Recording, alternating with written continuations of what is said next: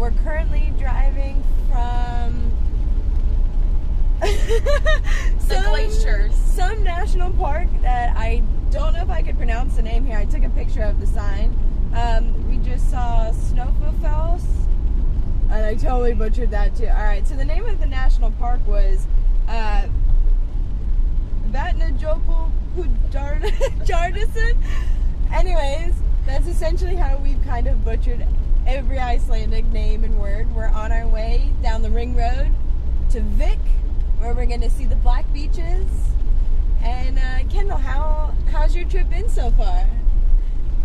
It's been interesting. It's definitely been a lot colder than we had all expected, since we're here in June. I knew how cold it was going to be. I think I'm the only person that prepared properly for this trip. I have no. Here's the lava field we were going to stop at. Oh yeah, so this country is absolutely incredible. Covered in volcanic rock and ash and glaciers and waterfalls everywhere. Sheep. Yeah, lots of suicidal sheep. We've been driving for five days now. So the sheep aren't suicidal. They just freak out especially if I've noticed if they're on the wrong side of the road, like if their pen is on the other side, they'll bolt over. That's true. They're always trying to run home when they see a car, but sometimes running home means jumping in front of the car with two little lambs behind you. We've had to slam on the brakes quite a few times.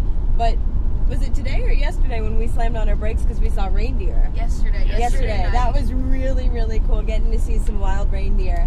They're all over the eastern side of Iceland apparently, but we've only seen 2. So that was quite a special treat. We've also gotten to see an Arctic fox. Yeah. That was really, really cool, considering we didn't make it up to the western fjords where they really inhabit, where they're all over the place. We didn't quite make it up that far. We didn't have that much time in Iceland. So we've seen reindeer, seals, yeah, we saw seals our first not the singer. And then yesterday we saw hundreds and hundreds of puffins nesting in the northeast corner, and that was so cool. I mean, we were probably less than 20 feet, less than 20 feet from some of them, all over the cliffside. It was absolutely incredible. I have followed my mom's wishes so far and not eaten a puffin, but I also haven't seen it on the menu yet. Yeah, it hasn't been offered. Yeah, if I am offered a puffin, I will not be opposed to eating it. It's apparently a pretty good delicacy here. We haven't eaten anything weird yet. I got a deep fried hot dog yesterday. That was pretty good. We were in the Legasteen capital of the north, and you got a lobster roll, right, Kendall? Yes, lobster baguette. And, in the town of Hofen. Yeah, Hofen. Yeah. That was, so we've a really good baguette. Yeah. We've had some really good stuff. So, John, why don't you start running everybody through kind of our itinerary since day one, and we'll fill in. You may have to fill in a lot. All right, well, we landed in Reykjavik first. I know that much.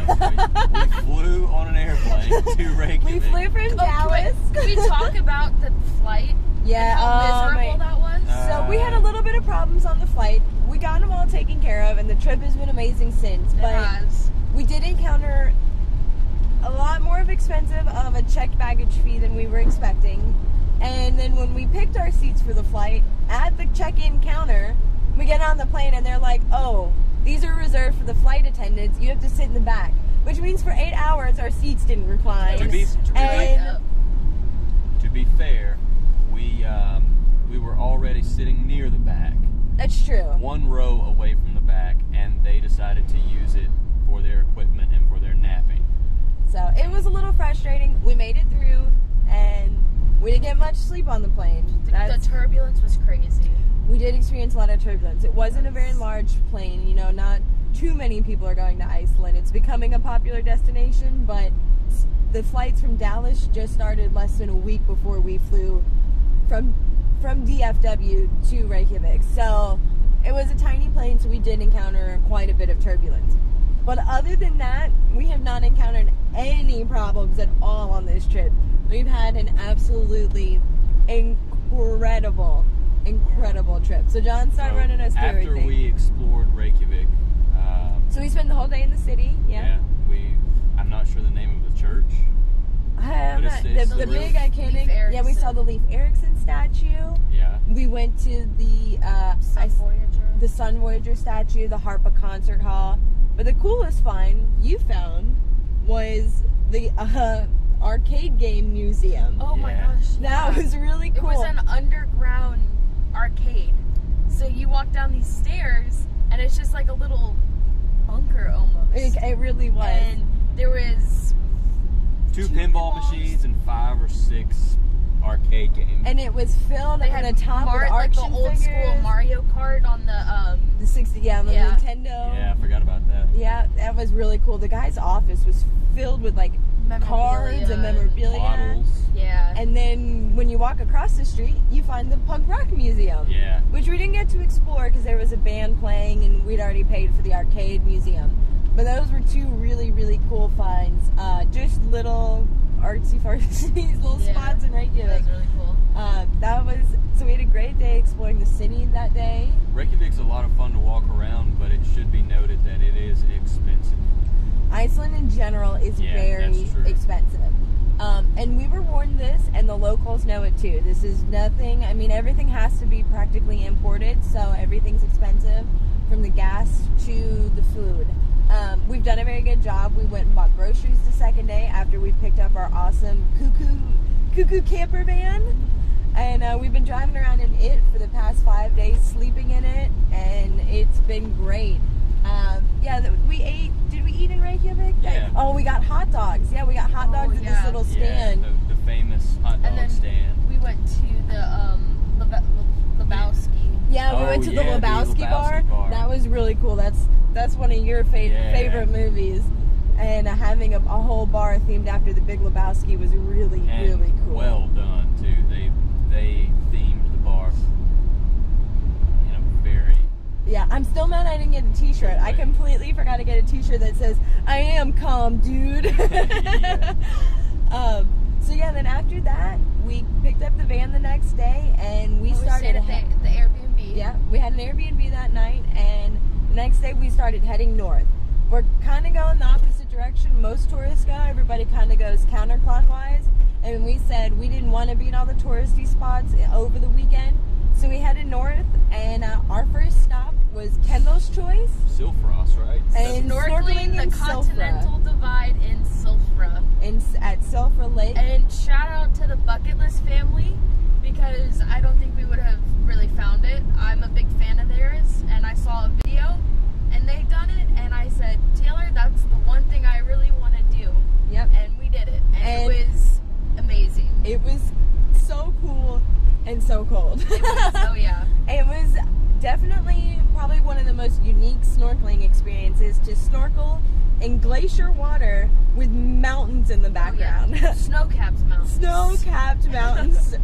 But the water was crystal clear, about 2 degrees Celsius centigrade, however you say it over here. You could see straight down, probably the clearest water. I think he said that the visibility is rated at 100 meters. Yeah. And that's about the clearest visibility you will get in any snorkeling place in the world. So our tour guide, JC, Giancarlo, he was from Peru, and he said that he had snorkeled in the Maldives and all over South America and Thailand. And he said Iceland was definitely one of the best. That's probably been one of the more interesting things about Iceland, is a lot of people that we have encountered have not actually been from Iceland. Most of the workers, our tour guides, our servers at our restaurants, they've all been from different countries. Immigrants. And they've all been immigrants. And so we'll get to our story about our one Icelander that we did meet that told us all about the immigrants, but that was on about day 4 of our trip. So after we snorkeled in Silfra, we walked around that national park over there, and again, I'm not quite sure the name, I'd have to look it up, but that was the site of the first Icelandic democracy, and that was something we didn't know. It wasn't a democracy, it was a meeting of leaders. Oh, I thought they called it the first Icelandic democracy. They voted, the leaders voted, and went about their business in a democratic way, but it wasn't a total democracy where everyone was able to vote. I gotcha. So that was really cool. So to kind of explain to us why Sulphur was as a UNESCO World Heritage Site, we didn't quite understand. We knew that snorkeling between the continental divide, between the North American and the Eurasian plate was really cool, but that's the reason why it's actually considered a World Heritage Site, is because it's the first site of that, and it's on the continental divide. The Icelandic Commonwealth?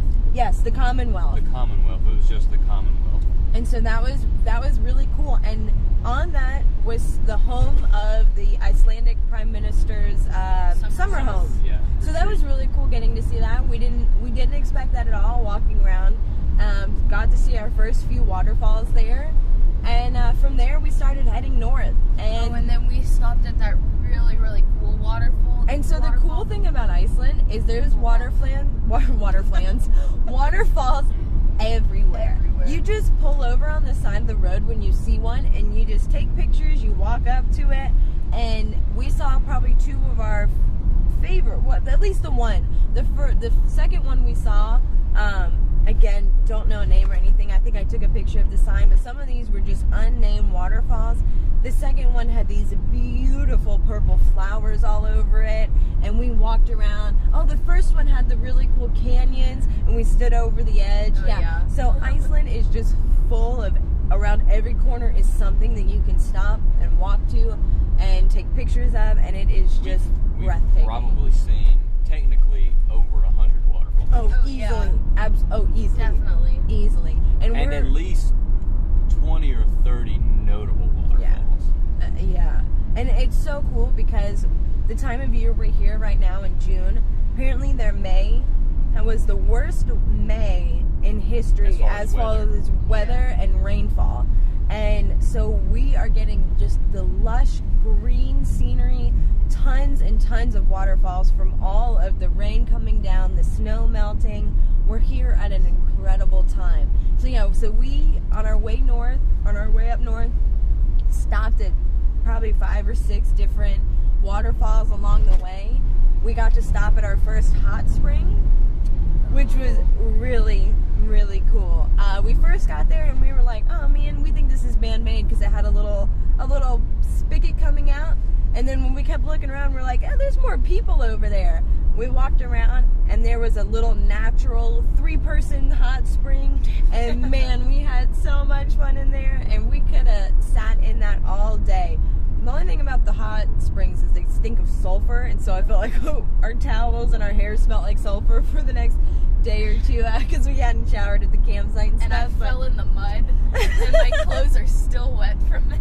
Yeah, Kendall, we're walking between the 2 hot springs, and Kendall falls knee deep in a mud hole. My shoes got stuck and everything. I wish I had a picture of you. It's so cold for me here that I wear like 3 pairs of socks.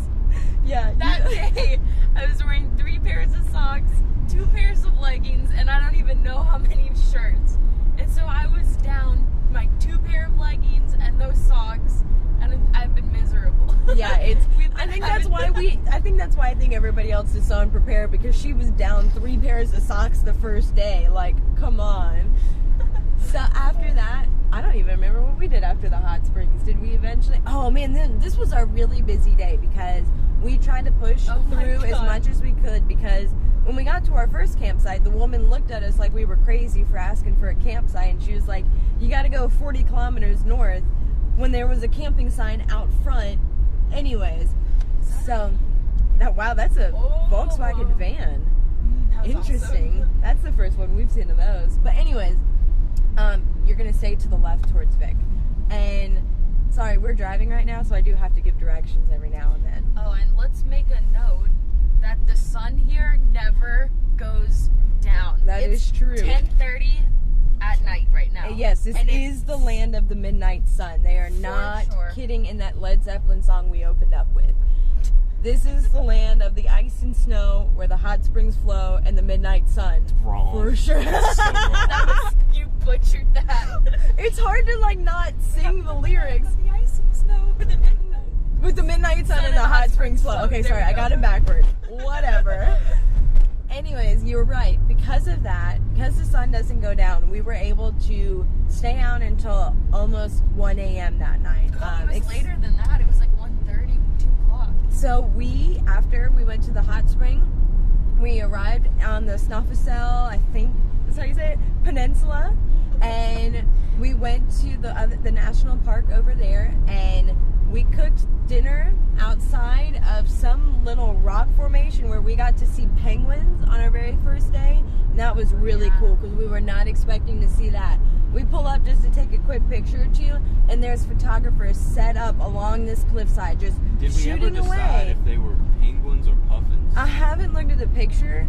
I don't know what they were. It's up for debate. It's up for debate what we saw because penguins aren't native to Iceland. But the birds pictured do not have the signature puffin beak. And now that I'm thinking about it, we were seeing them jump up and down the cliff, and puffins can fly. Right. So I do think we saw penguins, which is very bizarre because they're not native to Iceland. The only way that penguins would really be in Iceland would be if they like floated in on an iceberg. Yeah, so that was really cool. We still don't know what we got to see that day.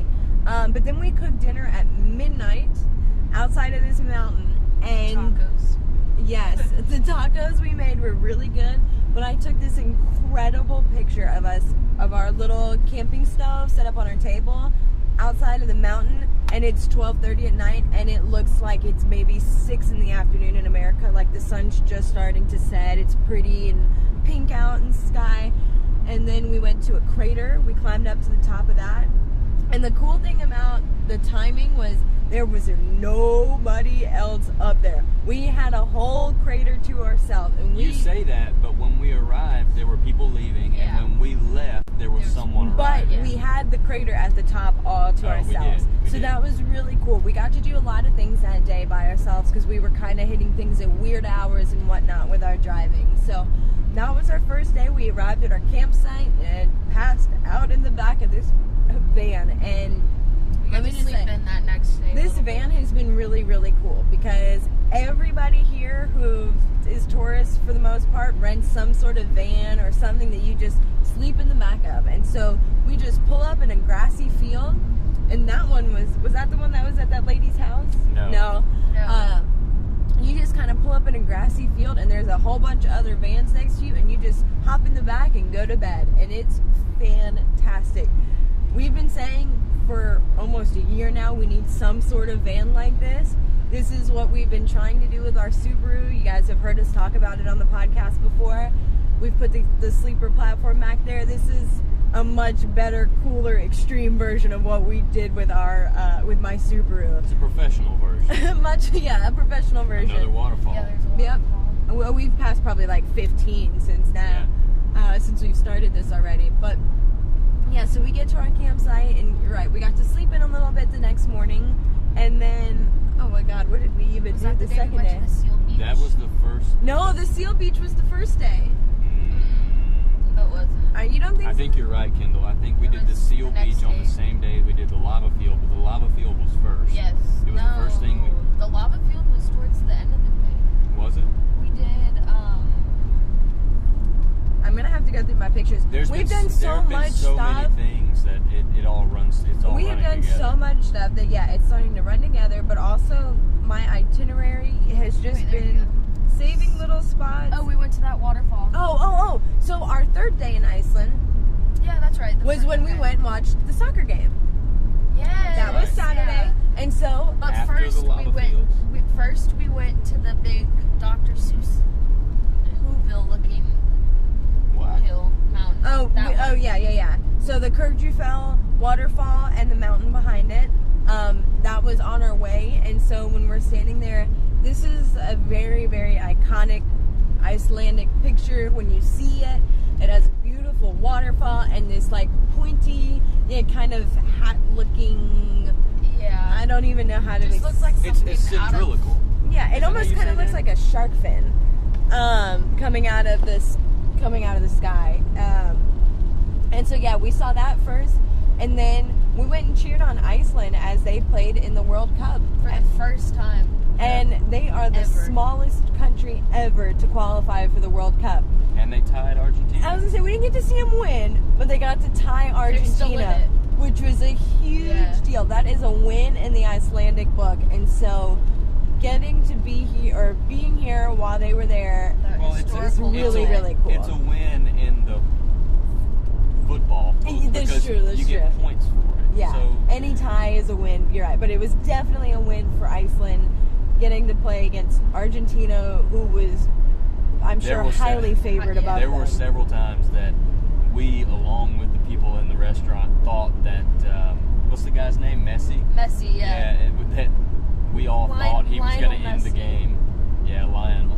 Yeah, and so then after that, then we went to the really cool lava field. Right. And that was awesome. This was this old lava field. Obviously, lava fields are old, but huge, just massive, moss-covered lava field. We're driving through one right now. We are driving through one right now. But the one we went to was extremely isolated. Again, we were the only people exploring this place.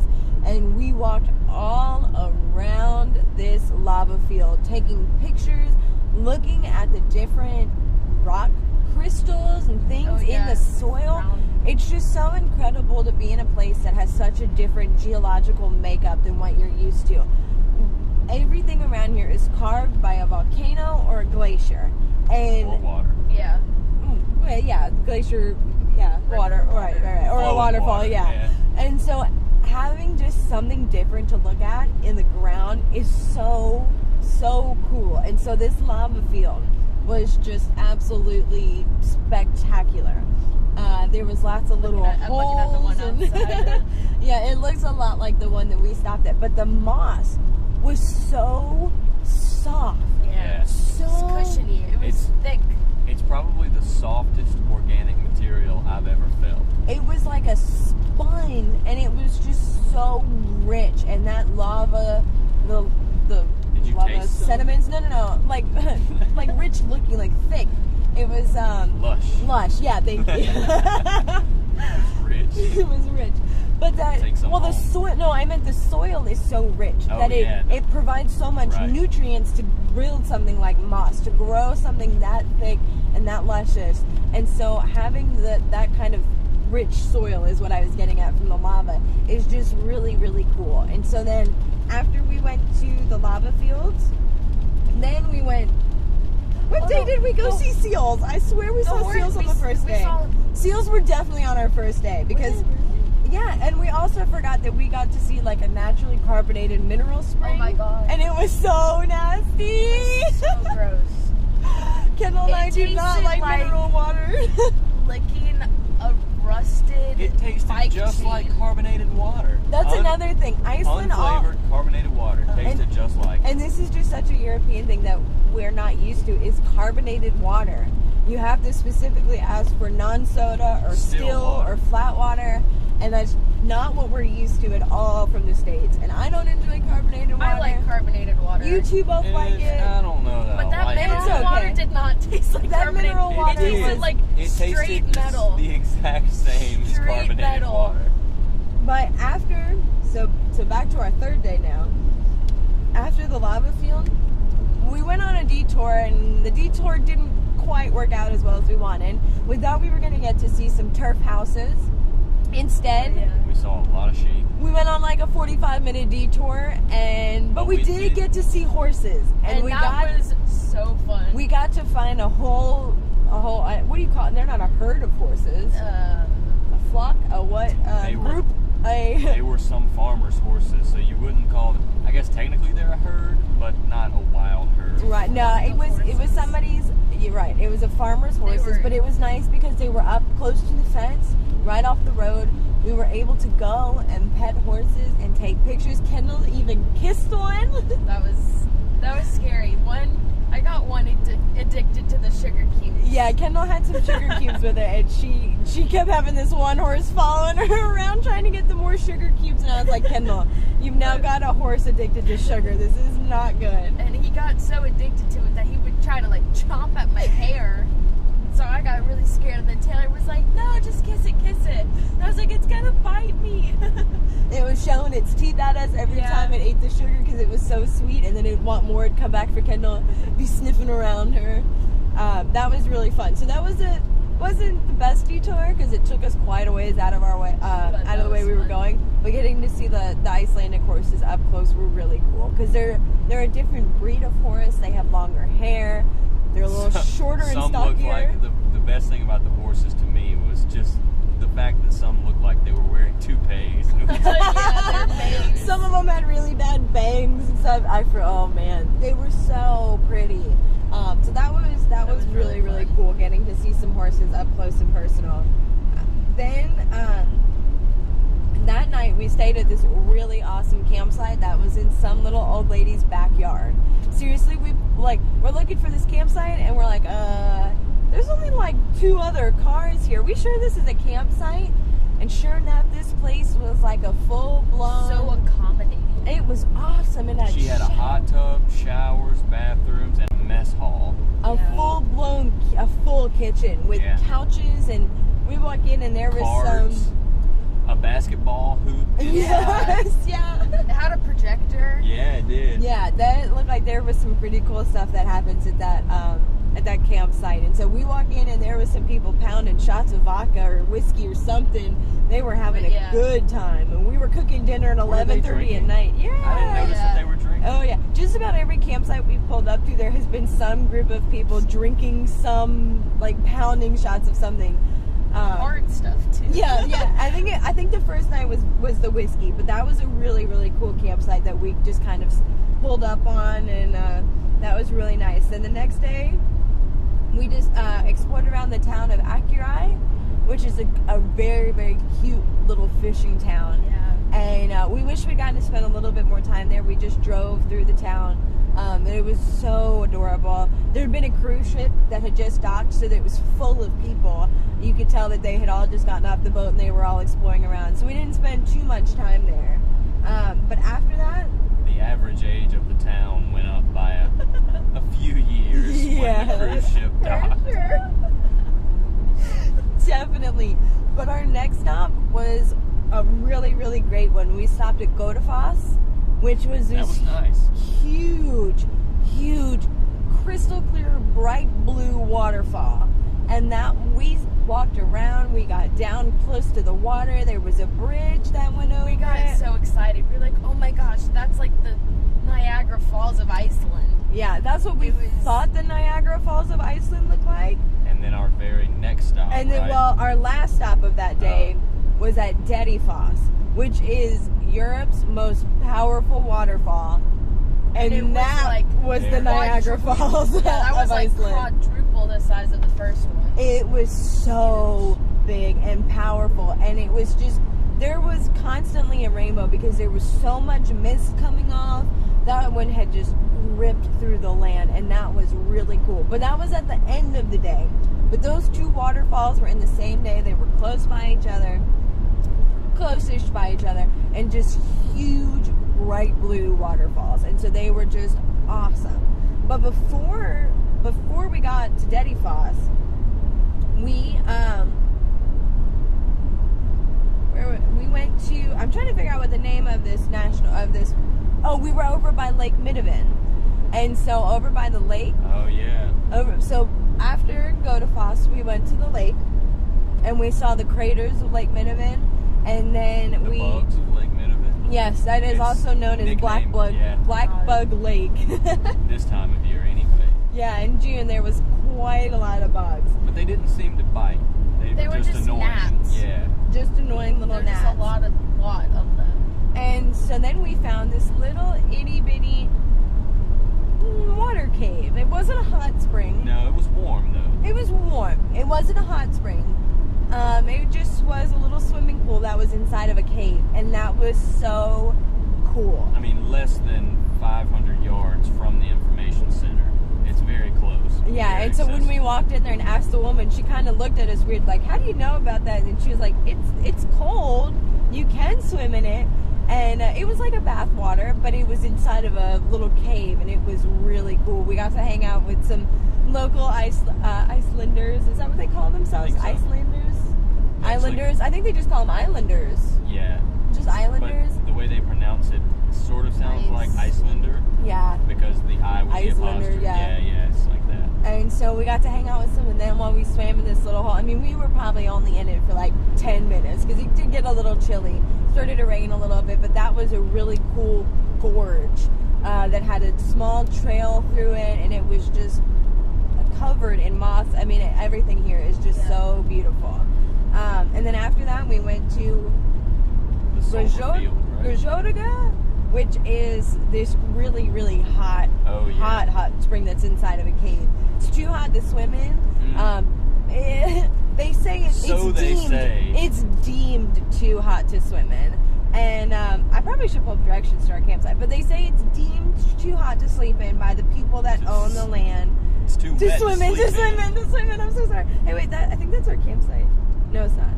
It's coming up pretty soon, though. And so, yeah, it's deemed too hot to swim in, not sleep in. I'm sorry. I'm ready for bed. It's 11 o'clock here, but you would never know if you looked outside the window. I keep yawning. But then, yeah, after that, we went to Hvera, which was what they call the Mars of Iceland. And, I mean, there's signs that say, "Welcome to Mars," because it was this sulfuric acid field. I don't even know. How would you explain that to somebody without pictures? Stingy. The sulfur was very strong smell. And when the wind blew, it was like hot air. Yeah. And it's just another escape for the same heat that heats the hot pool that you were just talking about. And what it is the steam escapes, and some of it becomes water beforehand, and that hot water creates these sulfuric acid pools. And they're colorful, they smell like sulfur, and they bubble. And it's very cool, but very dangerous. John, that was our campsite. Okay, we can turn around. Wait, no, hang on, sorry. I clicked something else on here. Wrong one. Sorry. So, the sulfur fields were really interesting and fun to walk around and see. But the Mars aspect is really just the surrounding landscape is just barren. So you look on one side, and there's snow-capped mountains, and it's lush and green. Right. And then you look over, and it's these... You cross over the mountain, and when you come over, the grass stops. It's the only place that I've seen red dirt. Yeah. It was clay, the red, silty, but these sulfuric acid pools were silver, and they were bubbling and boiling, and then blue the and green steam, and and it was kind of like a Yellowstone of Iceland. Having the different geothermal pools that you could walk around that was probably one of my favorite spots, because it was so different than the rest of Iceland. It's unlike anything else we've seen. So then after that, we went to the crater, the crater lake. Yes, that was so cold. Windy. Probably the strongest wind that we've had in Iceland at the top of that crater lake. Yes, I was trying to look up what the name of that crater was, so I had it correct. But that was turquoise blue on top of this volcanic crater that was just sitting there against the volcanic crater. Man, that was so pretty. I wish it hadn't been so windy, so we could have taken some more pictures and walked all the way around it, because there is a trail that goes all the way around the ring of it. But we had to brace ourselves walking. Oh man, on top of the crater. Oh, that was like scary windy, and it was cold. I was scared if I got to the top I was gonna blow over, because we could barely pose for a picture. I'm holding on to Kendall with my feet braced. That was very high up there and very, very windy. After that, then that's when we went to Detty Foss. Went to Detty Foss. And we stayed at our campsite, and again saw people pounding some Jaeger, and they were playing some sort of game or keeping up with their climbing or hiking. I don't know what they were doing. What would you say, they were Czech? You got to hang out with them for a little bit. I hung out with them while the laundry was finishing up, and they were from the Czech Republic, and they were actually hiking around Iceland instead of driving, which I thought was very admirable. It's so late that my words are getting you said, and we were just talking about speaking clearly and concisely. right. So yeah, they were from the Czech Republic. They were hiking around Iceland.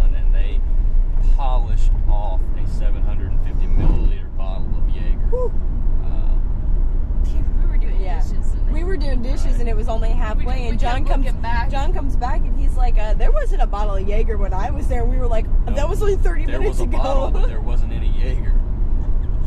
And then... nice folks, though. Good, really, really good people. I'm glad you got to talk to them because when we were there, like I said, they were playing some game and we were doing the dishes, so we didn't really get to talk to them. So I'm glad that you've kind of gotten to meet other people on this trip. Everyone that we've met here so far has been really nice. That is very true. We have not run into any jerks or anything like that. We did have somebody almost run us off the road a minute ago because the bridges here are very narrow. Like one car at a time. Single lane and like one car at a time. And this person was just flying down the road, like was not stopping as we clearly had the right of way. They were just not going to give up. And that wasn't cool. But other than them, we haven't run into anybody or had any problems or anything like that. We've had an incredible, just wonderful host country, just absolutely amazing. I could never say enough nice things. Before we make it to our campsite, what did we do the next morning? So yesterday. Yeah, was it yesterday? It was yesterday. We went. One of the best days that we've had. The very first, it really was. I'm just thinking about the beach. Yeah, yesterday was a great day. So the first thing that we did was we went to see the puffins. We drove up to the very northeast corner of the country and got to see hundreds of puffins. Hundreds of pairs of puffins. Yes, and it was just absolutely spectacular. Just seeing these birds, and it was crazy. It was getting to see kind of a migrational size of nesting animals, regardless of what they were, is really cool. Yeah. But when they're cute, adorable little puffins. Yeah, I should mention that these two are infatuated with puffins. It's just because there's so many of them on the country. You can really only get to see them here out in the wild. And you don't see them. It was really cool. Getting to see any mass quantity of that animal is really cool. But these puffins are just absolutely adorable. They're just so precious. It was so amazing that yesterday, like, it was pouring, it was windy. Again, another thing we got to do practically by ourselves because the weather didn't cooperate with us. It was pouring rain, and because of that, it shooed a lot of the crowds away, which was awesome. Yeah, at one point, we were the only ones up there. Yep, because everybody that was there was a little house. Everybody was inside the little house, and we were out there holding. There was a tour bus there, and we were the only ones outside. There was I didn't even see the tour bus. Wow, but we were standing over each other, holding jackets, protecting the cameras and things like that, and we were just shooting away. I think I ended up taking like 600 pictures of the puffins because it was so cool to have animals that close and in that quantity. And then, so what did we do after we went and saw the puffins? That was the beach, right? That was our next stop. Let me double check. No, our next stop, again, wasn't the most successful stop. We were trying to look for this sea geyser, the Saxa Sea Geyser. I thought it was a fun stop. It was a really fun stop, but again, we didn't quite see what we were looking for.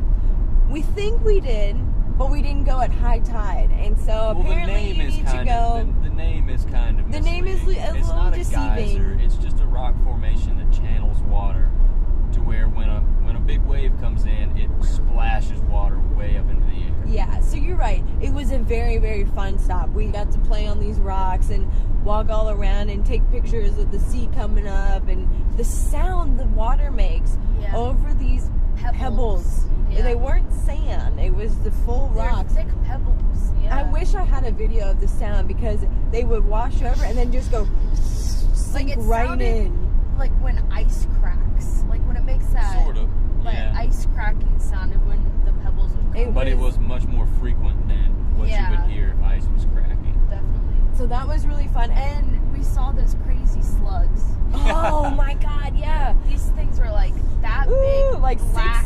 6 to 8 inch long, black, thick slugs. They looked like leeches. They were just everywhere. They were all over the place. We had to hike through some pretty tall grass to get to the sea. We like checked each other. We were like, we thought we were covered in leeches because they were nasty little slugs. But yeah, so, and then after that, we went to the nature reserve. Yes. Well, no. That's Free Willy. After that, was it Free Willy after that? So after that, we stopped at this egg statue, which is I'm trying to see if this says what the name of that little town was. Dubenberg. So I think it was these egg statues that are all along this pier, and There's each like of 27. I think it was 34. Oh. 34 eggs. 34, yeah, I was right. 34 eggs representing each of the different native birds of Iceland. So we just stopped to take a quick picture of this little art exhibit. And as we turn around, we're like, does that say Gallery of Freeville? Like Free Willy? And it turned out to be this man's collection, his house, his collection of nature items. Crystals, stones, skeletons from all over the world. And he was the coolest native person we've gotten to talk to. We talked to him for probably 30 minutes at least. We were there for 45 minutes and talked to him for 30 of the 45 minutes. When we walked up, we were a little skeptical, like, what is this person's house collection thing? He had whole whale skeletons. He had shark teeth. Orca teeth. Oh, I mean, that was full orca skulls. Complete orca skulls. He had big backbone vertebrae. Yeah, big vertebrae. He had so much stuff, and he had such an eclectic collection, and he really just was... Wow, the crystals that he had collected were Yeah, he had wonderful. whole rooms full of crystals and rocks that were not just collected in Iceland, but had been brought to him, mailed to him. When people come and visit him, they bring him stuff. He had just truly an eclectic collection of everything. Everything geologic or skeletal that you He can just think said of. anything that Mother Nature provides is in this museum. Nothing was man-made other than when he would Some wood carve carvings, yeah. into the wood, but the wood would be local driftwood or whatever. Obviously, he maybe painted a few of the things, but he was like, nothing is made in China. These are all, if anything was made, it was handmade. Nothing from China. Yeah. Nothing made in China. Very explicitly said that to us. And we got to talk to him just all about how much this country is changing environmentally, socially, politically, everything like that. And it was so cool to get to talk to somebody who was a little bit older, who had grown up here and was truly seemed to be proud to be an islander. It was nice to talk to someone who was open to talk about things like that. I mean, we didn't even have to pry. It was just where the conversation led. That was very true. Yeah, as soon as he opened the door, he had a dog, and he was like, "Come on in," and he was showing us all of his wood carvings, and he was telling us, and so like we said earlier, he was the one that was telling us about all the immigrants to the country. So he was saying, what?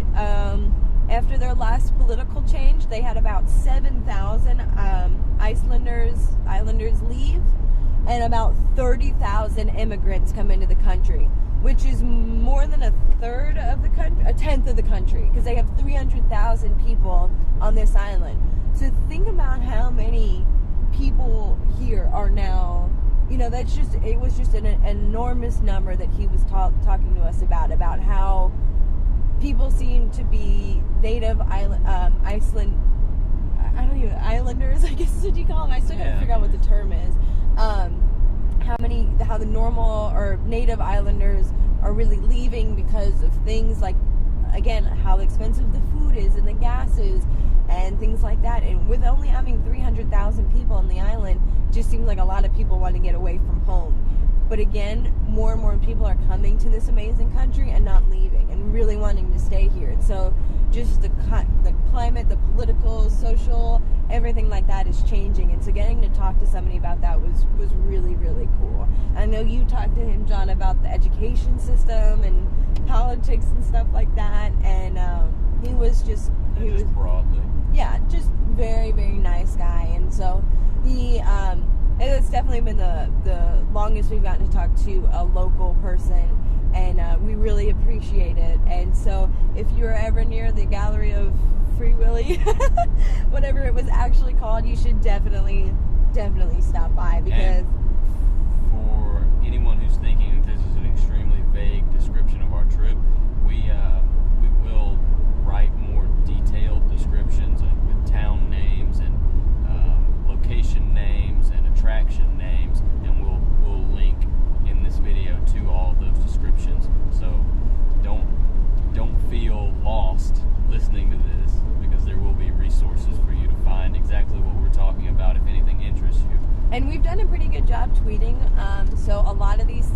especially this gallery, and it is the gallery of Frivilli.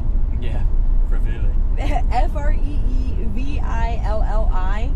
Literally, I thought it said Free Willy. Well, there's a picture of and there's a picture of an orca whale. Yeah, so orca I did think it's a gallery of Free Willy. That's why we stopped. But we've done a good job of tweeting a lot of pictures with the names. And so if you're having a hard time keeping up with this audio, then definitely go and check out our Twitter and check out our blog when we get things posted when we get back to the States. But Twitter handle? Our Twitter handle is travelingtacos_. And then we got to stop at the nature preserve. This was one of our favorite stops so far. So we pull up to this hill. From where we are, it looks like a black hill. And we know that it's a beach. So we start to walk, and it's these tiny, tiny black pebbles. Not sand. Not sand, they're pebbles. They're clearly pebbles. I mean, ranging from 5 to 6 inches in diameter to, a fraction of an inch in diameter. And we walk up this hill, and I expected to see the beach as soon as we crested the hill. Just another hill. So we're thinking, okay, how far is the beach from here? We get to the top of the next hill, and you can see the ocean, but you can't see the shore where the waves meet the pebbles. So we keep walking up, and we get maybe 10 feet away from this, where the shore would usually be, and just notice that these massive waves, 20-foot waves are crashing into these black pebbles. And then we notice that the waves, after they crashed, are rushing up the hill. The waves They got over the first hill, yeah. Yeah, they climbed a 6-foot hill and were still moving at an impressive rate. A rate that caught me a couple of times. We got them maybe twice on video. Yeah. Almost. The first time we didn't realize how powerful the waves were. I was just videoing like an Instagram video, just like, oh, look at the water. And all of a sudden I'm going, oh my God, run! And then I look over and John's on the ground and I'm yelling, save the camera! And John's on the ground getting rushed over with a wave with the camera in the air. It was the greatest thing ever. It was so funny. So the waves would kick up the little pebbles when they would rush up the shore, and we were trying to get a picture of the pebbles being tossed into the air, because it was a really cool scene to see a wave rushing up a hill and throwing pebbles as it rushes up the hill. So we're sitting there trying to get the picture and would have to run from the wave, because you have to let it get close enough to see the little pebbles because they're tiny. And then if you wanted to keep your socks wet, or keep your socks dry, which Kendall and I did not, you would have to run from the wave. I went through 2 pairs of socks yesterday. Kendall said I was literally like sprinting. I was just yelling, run! Like something was coming, like a bear was coming at me. Like seriously, I was sprinting so hard down that beach that when we left, I actually said, okay, that was kind of a workout. Like I'm sore from running in this beach because the waves were coming so fast. And we saw another couple that had been taking pictures. They came over to us because the beach was covered in crab shells and fish skulls and bones and things like that. Oh, mussels, these beautiful purple mussels. So we were taking pictures on the ground. At one point I was even laying on the ground taking pictures of these different bones that had washed up. So when she came over to see what we were taking pictures of, she said, I said, oh, you guys have been down the water? Yeah, she was from Germany, and she said, yeah, it's been pretty funny to watch you guys from over there. And I was like, yeah, you look a little drier. And she's like, yeah, we learned from you not to get that close to the water.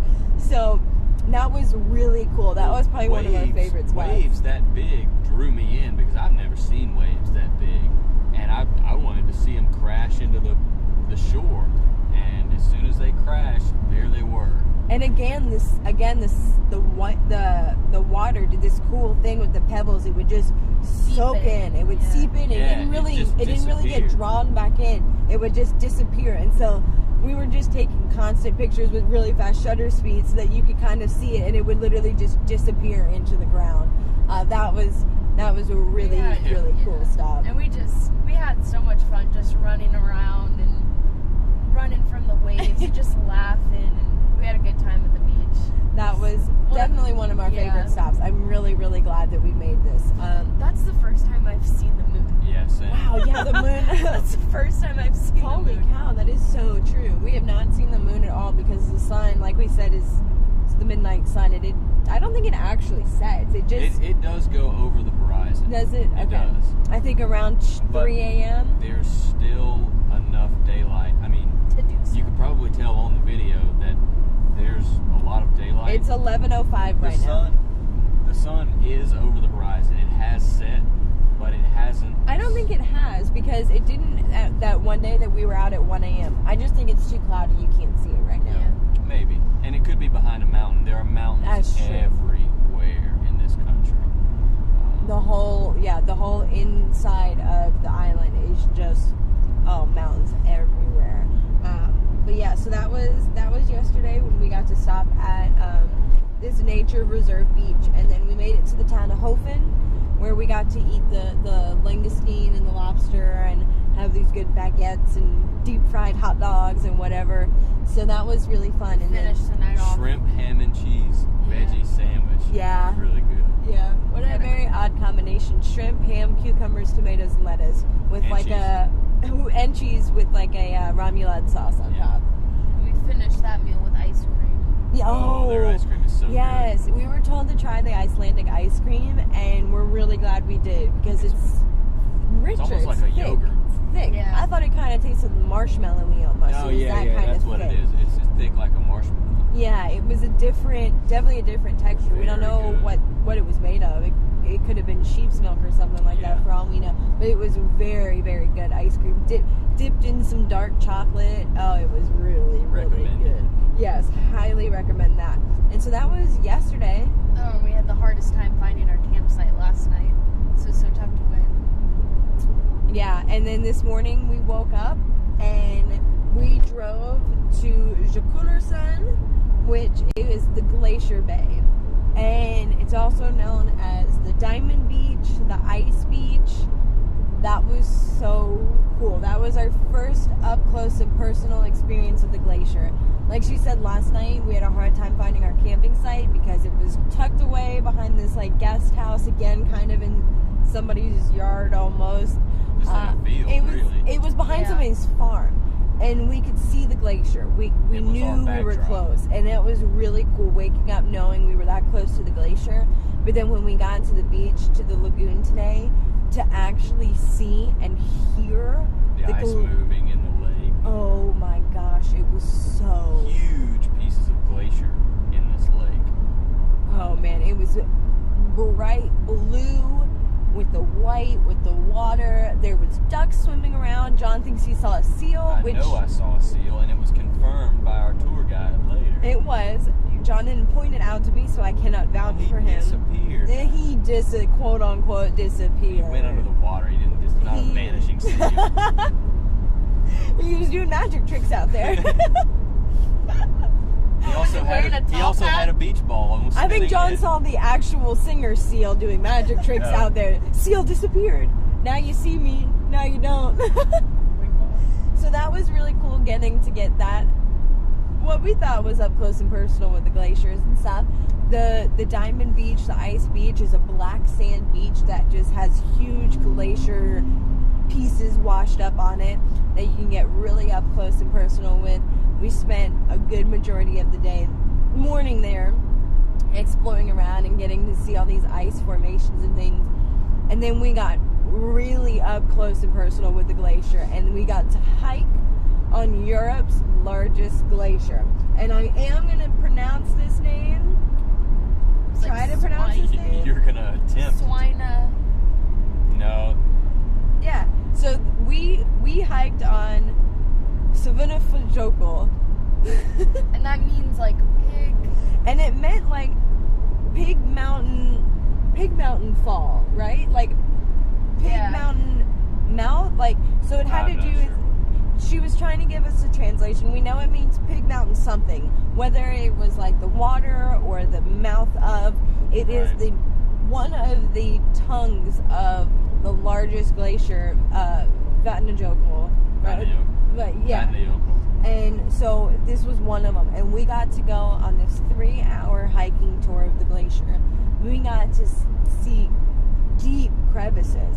What was really crazy is when she said that the glacier itself sits 120 meters above the ground. Where we were. Right. And so you feel like you're walking on the ground, and then she'd be like, "Oh, if you fall down that crevice, you're going 160 meters. You're going, 300 feet down just till you hit the ground. That's not even including like where it's carved from the ground through the water from the melting and things like that." So that was really cool getting to see. And because the local volcano right behind it, I tweeted out the name of it. It's still an active volcano. It hasn't erupted since the 1700s. It's a volcano. It starts with an H. I'd have to look it up again, but since that volcano is still fairly active, all of the glacier is covered in volcanic ash. So the glacier itself is layered with different sediments. So you have the beautiful white ice, the blue being reflected, and then you have black from the volcanic ash. So it's an extremely unique glacier. And she said it's probably one of the only glaciers in the world that still has vegetation growing on it. Because the volcanic ash, again, ash is so rich that it allows life to live on it, even on top of a sheet of ice, on top of a glacier. So that was cool getting to see some moss. But we hiked around for hours with our tour guide. We got to wear some, what do they call them? Crampons, and things like that. We got to see people we call ice climbing, where they were getting rappelled down and they were climbing up the glacier. That was really cool. Getting to stand on a glacier, not very many people get to say that, and so I'm really, really glad we did that. Shout out to Troll Expeditions for the tour. It was a great, great tour. Again, our tour guide was from Canada. She wasn't even from Iceland. Our bus driver was, but she said she visited Iceland for the first time last year, and then this year moved here. She had just moved in March, and it's now June, so she was fairly new to the area. She seemed like she was exploring it the same way we were, just trying to take in as much as she could, as often as she could, and she was really, really awesome. And so then, oh my god, I can't even think of what else we did today. Oh, that crazy hike. Yeah, and then today we went up to, oh man, I wish I remembered what the name of it was. Svartifoss. Yes. And Svartifoss. And this was this really cool basalt column waterfall. Awesome hexagonal shaped columns. Yeah, but they were stacked up on top of each other. So getting to see or reading about how these columns were formed and how they were, created by the cooling and the heating of the rocks from the lava and the magma below and coming out, and they were all pressurized on top of each other, creates these incredible hexagonal shaped columns. And then there was just this beautiful waterfall flowing over it. So you have this sharp contrast of these angles and these right angles of these hexagons with this just flowing waterfall. And yeah, the hike was about a mile, 1.6 kilometers, which equals out to a little bit more than a mile, right? Anyways, something like that. We're really bad at the metric to like standard conversions. We don't know why the also U.S. had to make everything. Also bad at angles because hexagons don't have right angles. Oh yeah, you're right. Like we said, it's getting late. We're going to a campsite to go to bed. Yes, yes. It's 11 o'clock here, and we walked tired. and hiked for a straight 8 hours today. Yes, this has been a long day. We went from the glacier hike to this uphill hike to this waterfall to see these basalt columns, and now we cooked dinner outside this national park where the columns and the glacier were. We just hopped on over to the parking lot, made some pasta, and now we're recording. And tomorrow's going to be a really cool day. We're going to see some more black beaches. We're going to go to some scenes where the movie The Secret Life of Walter Mitty was filmed. see lots of waterfalls, get up close and personal with a couple. We can actually go and kind of, I guess Walk we around could the get pool. under it, but I don't think we'd want to do anything like that in the freezing cold. But yeah, tomorrow is going to be a very eventful day. This country, well, even the glacier we were on today was used to be filmed in movies like Interstellar, 2 Batman. James Bond movies, a Batman movie, and dozens and dozens of scenes of Game of Thrones. Technically, the mountain that surrounded the glacier was used in the Batman movie. But if you want to know exactly what the glacier that we hiked today looked like, you can go to the scene in Interstellar where Matthew McConaughey is visiting Matt Damon on the ice planet, and the glacier we were on is where they filmed that entire scene. Yeah. It was quite an experience. It was more of just a stroll around the glacier, as much as you can, I guess, stroll around a glacier. But just a hike across the top. There was no set trail or path. We did just kind of meander around. We just followed our guide all around wherever we could safely walk. Okay, so to wrap it up, because we're almost to the campsite. Well, so what I was saying is, so this country has been used for so many movie scenes and things like that. And so tomorrow we're going to see a couple of these really famous, iconic movie scene sets and things like that. We might also possibly stay to an abandoned Game of Thrones set, if, depending on the time, that's where it is. It's on this side. So we're going to, keep you guys updated with the rest of our trip and stuff. But like you said, we're about like 5 minutes from our campsite. So how did you want to wrap it up? I'm sorry. Well, I want to know what about Iceland, not necessarily just a thing we've seen or a geographic feature we've seen or nothing in particular, but what about Iceland has been your favorite? What's foremost in your mind when you think of Iceland right now?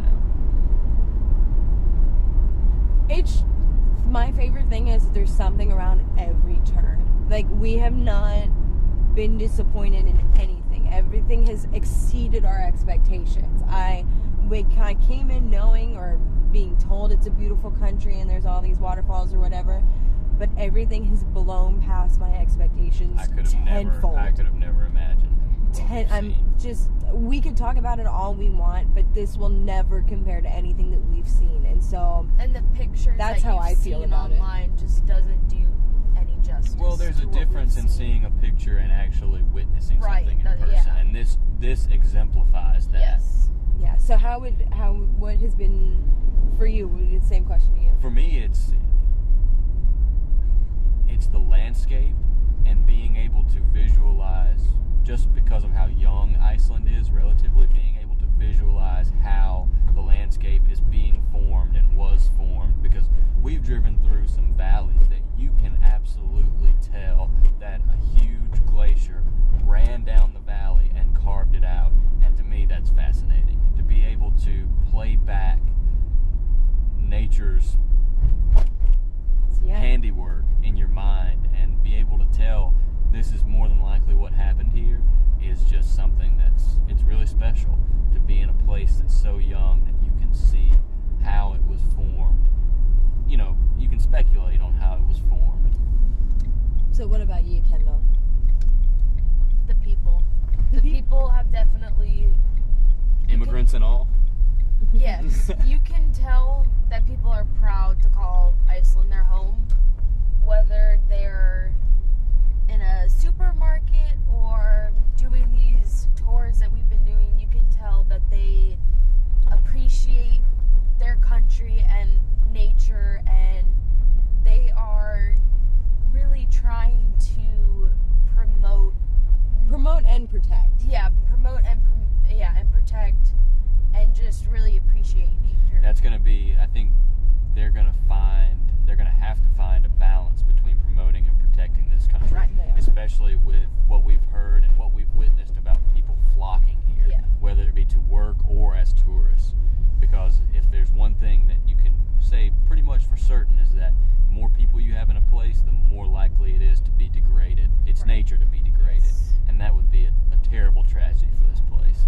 It sure would. But on that note, I'm going to leave you guys with the rest of this Led Zeppelin song. This has been a long song. As we're pulling up to our campsite in Vik, Iceland.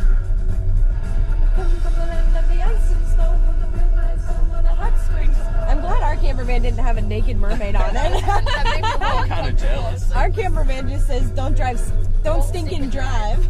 I still don't get it, but that's what it says.